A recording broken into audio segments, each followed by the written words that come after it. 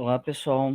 Na nossa aula de hoje de noções de arquitetura e urbanismo para engenharia civil, nós vamos continuar tratando sobre alguns aspectos legais, dessa vez tratando sobre a NBR 9050, que seria uma norma, nossa norma que trata de conceitos de acessibilidade. Com isso, então, o nosso objetivo dessa aula é apresentar essas principais exigências dessa norma da MNT, NBR 9050. Essa aula então vai ser dividida em 5 partes. A primeira parte tratando de algumas generalidades da NBR 9050, segunda parte tratando de algumas exigências quanto às áreas de circulação interna e externa. Em seguida, de uma maneira breve, tratando sobre assentos para pessoas obesas. Depois, tratando da sinalização, aqui na sinalização, de como que deve ser toda essa sinalização para os ambientes, em questões da acessibilidade, e tratando, por fim, de rampas e escadas. Começando com as generalidades da NBR 9050, a gente tem logo de cara que ela traz o escopo dela definido como: esta norma visa proporcionar a utilização de maneira autônoma, independente e segura do ambiente, edificações mobiliárias, equipamentos urbanos e elementos à maior quantidade possível de pessoas, independente de idade, estatura ou limitação de mobilidade ou percepção. Então, o que a gente vai perceber que essa norma NBR 9050, ela trata de acessibilidade, não só o que seria a primeira coisa que muita gente tende a pensar, que seria quanto aos portadores de deficiências. Aqui a gente vai levar em consideração também o conceito de autonomia, independência e acesso seguro, utilização segura para todas as pessoas, né? Por isso que ela trata também de pessoas obesas. Quando a gente falar também de diversos aspectos, a gente vai tratar da idade, da percepção, que no que concerne também a visão, limitação de mobilidade, que seriam os portadores de deficiências motoras, né? Então, ela é uma norma bem mais abrangente do que a gente para pensar em apenas pessoas com deficiências. Não, ela é uma norma bem abrangente, de forma a assegurar a utilização autônoma, independente e segura para todas as pessoas, tá certo? Máxima quantidade, a maior quantidade possível de pessoas, ok? Com isso, então, ela traz o conceito de acessibilidade como a possibilidade e condição de alcance, percepção e entendimento para a utilização com segurança e autonomia de espaços mobiliários, equipamentos urbanos, edificações, transportes, informação e comunicação, inclusive seus sistemas e tecnologias, bem como outros serviços e instalações abertas ao público, de uso público ou privado, de uso coletivo, tanto na zona urbana como na rural, por pessoa com deficiência ou mobilidade reduzida. Ou seja, a acessibilidade é realmente permitir, como ele já traz no próprio escopo, né, autonomia, independência e segurança para todas as pessoas com deficiência ou mobilidade reduzida. Ok? Com isso, então, essa norma ainda define algumas coisas tais como o que seriam as pessoas a pé, e com isso definido também as essas distâncias que devem ser consideradas aqui no projeto para as pessoas a pé. Então, reconhecendo então esses parâmetros antropométricos, do ser humano, né, de pessoas, e métrico de medida. Então, os parâmetros de medida das pessoas com deficiência, né, por exemplo, uma pessoa com bengala, deve-se entender que ela vai ocupar aqui, vai precisar, para ter um mínimo de conforto desse 0,75 metro no seu deslocamento, com duas bengalas 0,9, andador com rodas, andador rígido frontal, tá certo? Então, essas condições aqui, considerando pessoas a pé. Além disso, essas, como a gente vai ver aqui, tratando de pessoas com muletas, a gente pode até lembrar que, voltando a um pouco do que a gente estava vendo no começo, a gente falou que não necessariamente a gente vai tratar de pessoas com deficiências, mas aqui no caso, não deixa de ser uma deficiência, mas temporária, por exemplo, alguém que sofreu um acidente, está com a perna engessada e está com as muletas. Ela vai precisar também, vai ter algumas necessidades especiais de acessibilidade em que essa norma visa atender. Por isso que ela também traz os parâmetros antropométricos para pessoas com muletas, tá? Aqui na ordem de 95 a 1,20 m, e aqui ia depender do tipo de muleta, né? Muleta do tipo canadense, sem órtese, e aqui seria a pessoa normal, a pessoa sem deficiência nenhuma, sem nenhuma necessidade especial. Qual seria o raio é, de utilização dessa pessoa? Além disso, traz aqui ó, bengala longa, mostrando aqui uma vista lateral, frontal e superior, considerando até os objetos aqui, que tipos de objetos podem estar influenciando aqui nessa pessoa. A gente vai até ver mais à frente na nossa aula que alguns objetos na circulação eles podem ocupar aqui um determinado espaço sem atrapalhar o deslocamento seguro aqui dessas pessoas, tá certo? Por isso que são feitas todas essas medidas. Inclusive, considera que as pessoas com cão-guia, e a gente vai levar em consideração essa medida aqui de 0,9 metros, tá? Temos ainda, além das pessoas a pé, as pessoas em cadeiras de roda, que são definidas aqui com essa simbologia de PCR. Para isso, traz aqui algumas medidas que devem ser consideradas para uma cadeira de roda, né?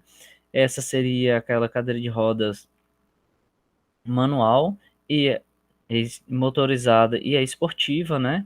Essa cadeira cambada aqui, para consideração, a gente vai considerar 1 metro aqui de largura, enquanto que essa cadeira mais comum de 60 a 70 centímetros, tá? Então, essas medidas elas devem ser conhecidas, por quê? Porque elas vão impactar diretamente na circulação dos ambientes. Porque se eu quero pensar, por exemplo, em um corredor aqui de acesso para uma determinada edificação, ou então uma rampa de acesso aqui para uma edificação, em que eu vou considerar um cadeirante, eu não posso colocar aqui uma rampa de 60 centímetros, porque essa cadeira de rodas pode não passar, ou se passar muito apertado. Uma cadeira cambada, que, por exemplo, se nós tivéssemos apenas 60 centímetros, ela não ia conseguir se deslocar aqui. Ou até, como a gente vai ver, nas curvas, como é que a gente tem que ter esses raios aqui nas curvas para que essas pessoas possam se locomover de uma maneira autônoma, né, e com segurança. Então, para isso, então, essa norma define essas pessoas em cadeiras de roda com um tamanho aqui padrão para projeto de 80 por 1,20 m, para que a gente possa dimensionar essas circulações. Nas áreas de circulação, então, quando a gente considerar deslocamentos em linha reta, a gente deve adotar essas seguintes medidas. Quando a gente considerar que vai ter um pedestre e uma pessoa em cadeira de rodas, a gente pode considerar aqui de 1,20 m a 1,50 m, de forma que essas duas pessoas possam transitar de uma maneira confortável. Já quando a gente considerar um fluxo de duas pessoas em cadeiras de roda, nós temos que ter aqui por volta de 1,50 m a 1,80 m, ou quando for apenas uma pessoa cadeira de roda, 90. Quando é que eu vou utilizar cada uma dessas situações, então? Vai depender muito do uso da edificação. Se nós pararmos para imaginar, por exemplo, um hospital, no hospital eu vou ter uma tendência muito maior a ter alguma situação em que eu possa ter um cruzamento de uma pessoa de um pedestre e uma pessoa em cadeira de rodas. Então pode ser que eu vá considerar esse 1,20 m a 1,50 m, enquanto que associações para para deficientes, né, para pessoas com mobilidade reduzida, que dispõem de diversos serviços para essas pessoas, aí que eu vou ter mesmo a possibilidade até de ter duas cadeiras de roda cruzando com uma certa frequência. Então a gente vai ter uma demanda diferente aqui, tá? Então a depender desse tipo do uso da edificação, nós vamos ter que levar algumas considerações distintas na hora do nosso projeto. Quando o obstáculo é isolado, que levando em consideração ainda uma trajetória em linha reta, a gente pode até ter uma redução aqui nessas, nessas dimensões. E o que é que seria esse obstáculo isolado, por exemplo? Poderia ser uma passagem de um ambiente para o outro, com uma porta, por exemplo, né? Desde que esse comprimento aqui seja de no máximo 0,4 metros, para que a gente considere como sendo um obstáculo isolado. Se ele tiver mais do que isso, a gente vai ter que voltar aqui então e levar em consideração essas medidas aqui, mínimas, ok? Como eu falei, a depender do tamanho dos obstáculos, nós podemos dizer que vão ter que ser sinalizados ou não, de forma que permita um deslocamento mais confortável e seguro pra, para principalmente os deficientes visuais, né? É que nós vamos então considerar que os obstáculos, quando eles tiverem até 10 centímetros de saliência, eles não precisam ser sinalizados. Porém, se eles tiverem mais do que 10 centímetros de saliência, vai ser necessária sinalização tátil e visual de alerta para evitar que essas pessoas acabem esbarrando, se machuquem, tá certo? Isso aqui a gente acaba negligenciando um pouco, né? Porque a gente consegue enxergar bem, mas isso aqui está relacionado não só a uma pessoa, por exemplo, que é cega, que perdeu a visão devido a algum acidente ou já nasceu assim, alguma deformidade genética mesmo, biológica, seja o que for, mas também nós temos que sempre encarar isso, que isso pode ser o nosso futuro, né? Por isso que é tão importante a gente se colocar no lugar do outro, e essa NBR 9050 sempre traz isso, tá? No futuro, por exemplo, nós vemos, por exemplo, pessoas idosas hoje em dia, que elas têm dificuldade maior de visão, né? Às vezes por não, às vezes por uma catarata, ou seja o que for, tá? Então, essas pessoas sim, podem acabar entrando aqui também nessa dificuldade de visão. Por isso que é sempre importante a gente ter essa sinalização tátil e visual de alerta, tá? Além disso, ainda tratando das áreas de circulação, é importante a gente considerar as áreas de manobra necessárias para uma pessoa em cadeiras de roda. Elas têm que ser mínimas, de forma que, a depender da manobra necessária, nós vamos ter algumas necessidades diferentes. Aqui, para uma rotação de 90 graus, por exemplo, eu tenho que considerar, no mínimo, 1,20 m por 1,20 m. Para uma rotação de 180 graus, tem que ter no mínimo 1,20 m por 1,50 m. Para uma rotação de 360, no mínimo 1,50 m de raio. Isso a gente vai verificar, por exemplo, quando é que eu teria uma rotação de 180 graus. Vamos imaginar que nós temos aqui vários guichês de atendimento. Vocês concordam comigo que se eu chegar aqui com um cadeirante chegar aqui, ele vai ser atendido tá certo? Não tô sabendo desenhar aqui uma cadeira de roda. Ele vai ser atendido e na hora que ele for sair, ele vai ter que sair pelo lugar que ele veio. Então ele vai ter uma rotação aqui de 180 graus. E para que ele possa fazer isso de uma maneira confortável, ele tem que ter essas dimensões mínimas aqui exigidas. Num banheiro, por exemplo, ele pode precisar de uma rotação de 360 graus, porque ele vai ter vaso sanitário em um canto, vai ter a pia em outro, vai ter que abrir a porta em algum lugar, tá certo? Então, a depender do ambiente e do uso que for dado, a gente vai ter essas manobras diferentes. E isso impacta também nas curvas, tá?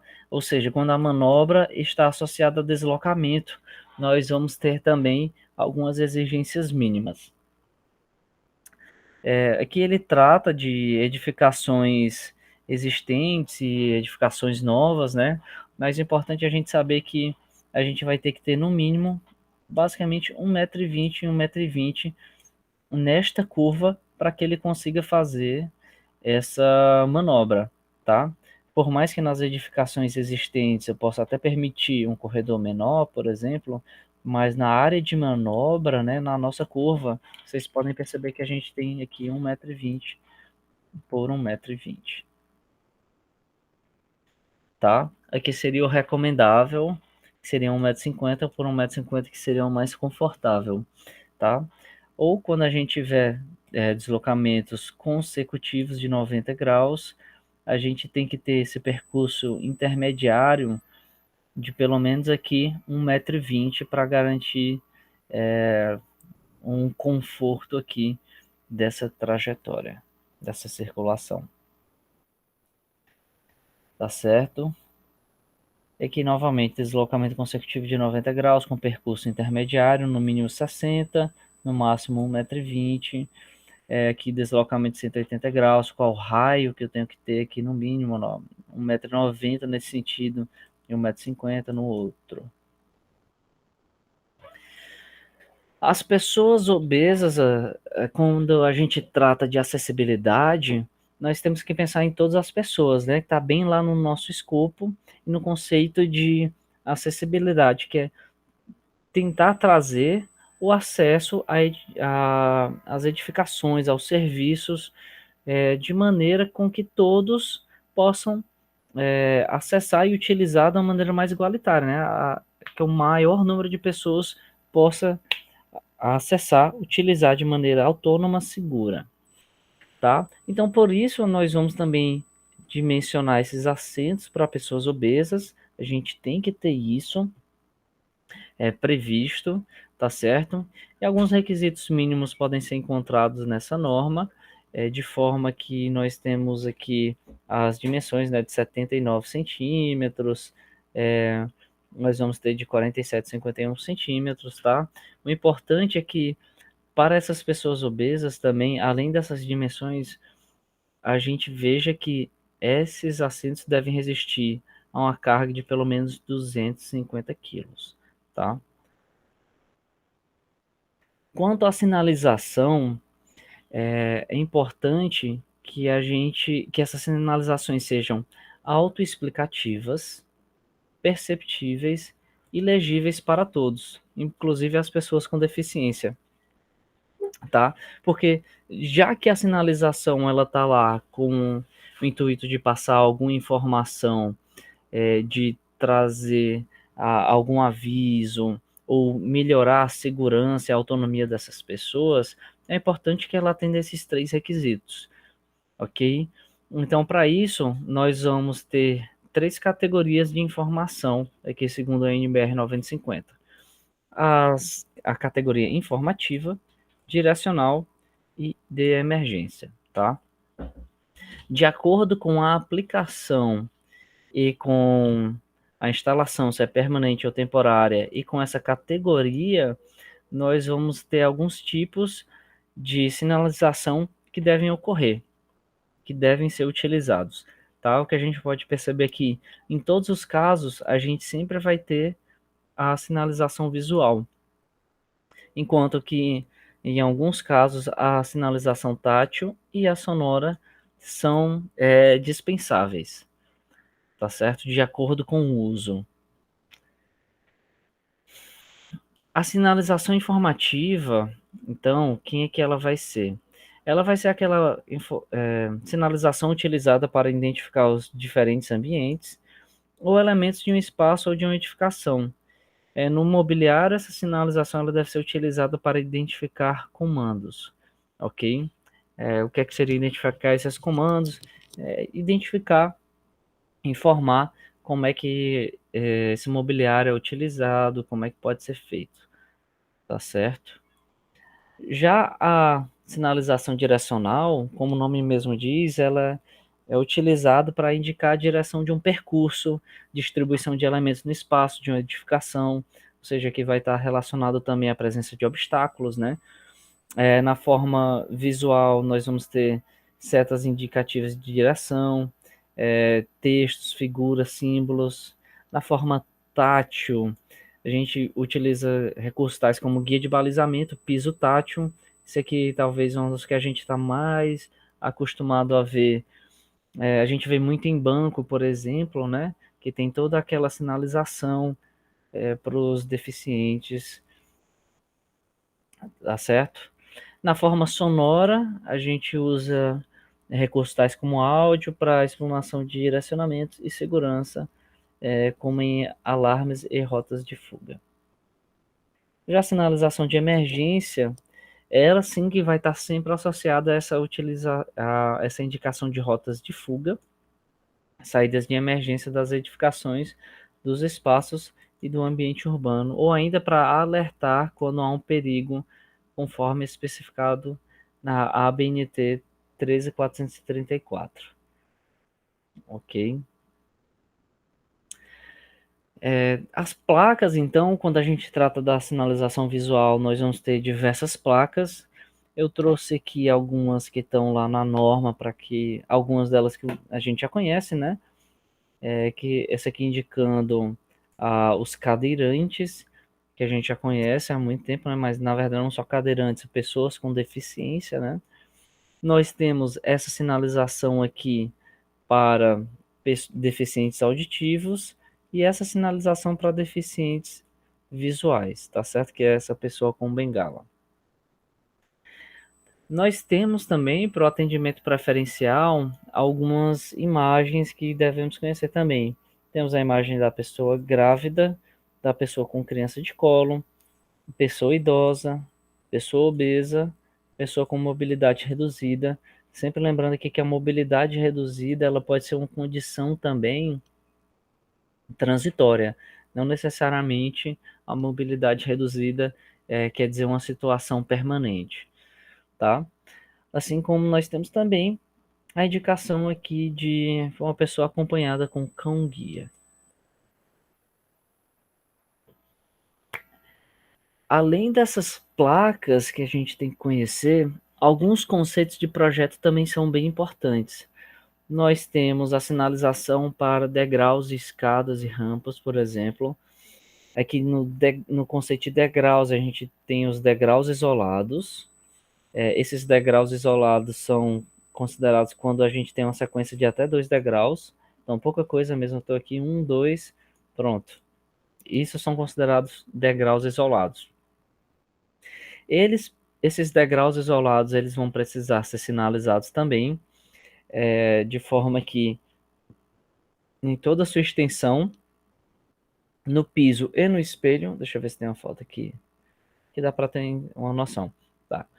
Em toda a sua extensão, no piso e no espelho, deve ter uma faixa de no mínimo 3 centímetros de largura e preferencialmente fotoluminescente ou retroiluminada. Isso aqui para facilitar a visão aqui de pessoas de deficientes visuais, por exemplo, tá? No caso de degraus de uma escada, a gente não precisa que seja toda nela, né? Mas no degrau isolado, por exemplo, essa faixa aqui, ó, que ele fala no degrau, voltando aqui rapidinho, ó, no piso e no espelho. E o que é que a gente tem aqui? No piso e no espelho, né? Ó, no piso e no espelho. No degrau isolado, essa sinalização tem que ser nela toda. em toda a sua extensão. Já nos degraus de escada, a gente pode ter aqui pelo menos esses 7 centímetros. Tá? Não precisa ser nele todo, mas tem que indicar em todos os degraus, no espelho e no piso, dessa maneira. A sinalização tátil visual, assim como está mostrando aqui também, ela tem diversos usos, inclusive aqui na entrada, nas escadas e rampas, né? Mas a gente vai ver.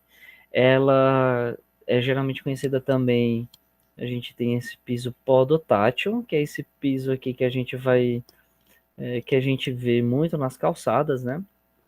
Eles devem possuir cores que contrastam com o piso e possuírem relevo de forma a auxiliar as pessoas portadoras de deficiência visual. Já que elas não conseguem enxergar muito bem, a gente vai ter então esse piso auxiliando no deslocamento delas. Então, quando é que elas são utilizadas? A NBR 9050 ela vai trazer que elas devem ser utilizadas para informar sobre a existência de desníveis ou obstáculos permanentes. Aqui no caso a gente pode tratar de escadas, né, como ou de um parapeito ou algo assim, então indicando esses desníveis e obstáculos permanentes. Orientar o posicionamento para o uso de equipamentos, isso que a gente vê aqui nos bancos, orientando lá a utilização dos caixas eletrônicos, por exemplo, informar a mudança de direção de percursos, indicar o início e o fim de rampas, escadas e degraus, como eu falei aqui, né? No início de toda escada e no fim de toda escada vão ter esses pisos podotáteis para auxiliar, para informar para esse deficiente visual que se chegou ao início e que se chegou ao fim desse obstáculo. Indicar a existência de patamares e rampas, indicar a travessia de pedestres, tá? Nas rampas, então, além desses pisos podotáteis, nós vamos ter algumas exigências, né, levando em consideração o conforto e a autonomia das pessoas com deficiência.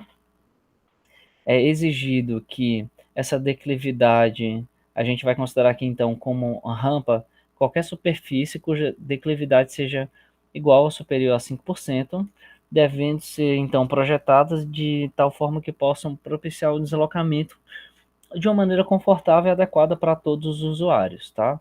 Então, com isso, a NBR 9050 traz algumas exigências quanto à inclinação admissível em cada segmento de rampa, de forma que quando a gente tem um desnível de rampa na ordem de 1,5 m, de cada segmento de rampa na ordem de 1,5 m, por exemplo, nós vamos ter uma inclinação máxima de 5%, tá? Ou seja, para um desnível alto, eu vou ter uma inclinação que seria o mínimo possível. Conforme eu vou diminuindo esse desnível para cada segmento de rampa, eu posso ter uma inclinação um pouco superior, já que eu vou vencer uma altura menor entre um patamar e outro, ou seja, eu vou ter um, um local de descanso aqui entre um patamar e outro, né, ou entre essa rampa aqui. Então eu posso, de certa forma, ter uma maior inclinação, chegando até no máximo 8,33%, tá? Aqui ela traz ainda a especificação de que inclinações entre 6,25% e 8,33% é necessário criar áreas de descanso a cada no máximo 50 metros, tá? Ou seja, eu não posso ter segmentos de rampa com mais do que 50 metros aqui para essas inclinações. Voltando então para escadas, né? Nós já vimos um pouco sobre degraus isolados. Então, escada que vão ser qualquer sequência de 3 ou mais degraus. Nós vamos ter algumas exigências, até algumas que a gente já viu de certa forma parecidas no Código de Obras de Anápolis, né? A NBR 9050 traz aqui que a largura deve ser dimensionada conforme o fluxo de pessoas devendo ser sempre de no mínimo 1,20 m em rotas acessíveis, tá? Então, quando eu trato de acessibilidade, um número aqui meio que mágico para a gente tratar aqui de corredores, circulação, escada, rampa, vai ser 1,20 m, tá?